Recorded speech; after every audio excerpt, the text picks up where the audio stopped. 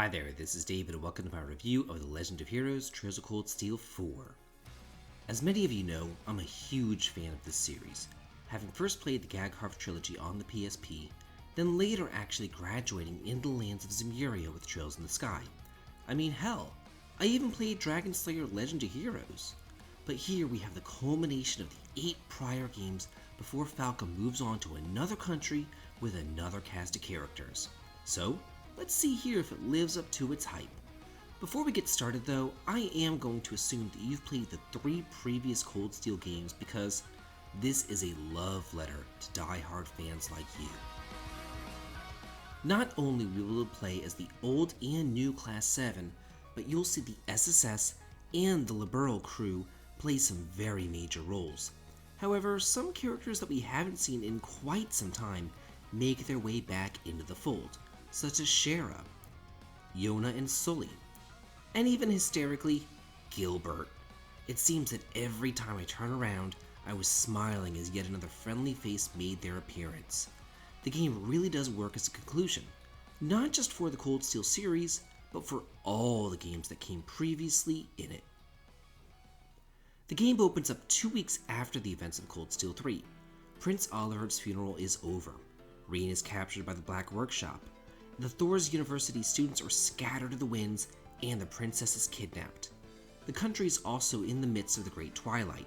People are losing their memory, tanks and soldats roll through the streets of Heimdallr, and Erebonia has enacted mandatory conscription for the war with Calvard, since they did claim that Ash was a Calvardian spy sent to assassinate the Emperor, but we all know that that's not true. There's really no need to go back through and replay the previous games to refresh your memory, because the prologue does a pretty nice job of catching you up by hitting all the high points of the plot of the previous games. However, as I stated before, if you haven't played at least Cold Steel 3, you're probably going to be hopelessly lost here. Though, the game does provide a backstory option on the title screen if you do need a refresher. For the first act of the game, Emma's village serves as your hub town, much in the same way that Trista and Leaves did. And finally her backstory is fully fleshed out. After rescuing Rean though, Erebonia opens up and the game plays much more along the lines of Cold Steel 2, rather than the field study structure of 1 and 3. Areas of Crossbell that were not investigated in the third game are now fully realized here, and you can even explore and delight in the attractions at Mishalam Wonderland. But not only that, there are some new towns, dungeons, and regions to delve into. This is not just all recycled areas that you've seen before. There is plenty of new stuff to go around as well. If you've played Cold Steel 3 before, you'll know what you're getting into, as the game plays pretty much exactly the same with just a few minor improvements. Just about the only difference in the battle system is that Brave Orders can be upgraded as rewards from boss trial chests, and characters can summon their Drakons and Soldats to fight for them in battle. In Cold Steel 3, we were also introduced to the Sub-Master Quartz, but they could only be equipped one at a time. However, now you can have all your characters use the same Sub-Master Quartzes if you want to. Also, because of the Great Twilight, all of the higher elements are always active in every zone.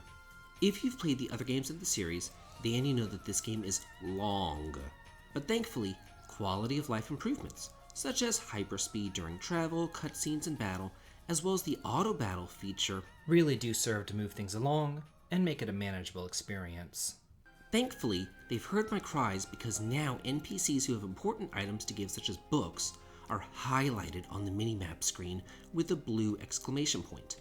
All this makes for a manageable experience even for people with pretty busy lives such as myself. And speaking of people with busy lives, don't forget that the game has a built-in plot summary feature, automatic travel to towns, dungeons, and shops for the region that you're currently in, and even a feature that automatically equips the best quartz on your party based on if you want to improve their strength, magic, or speed.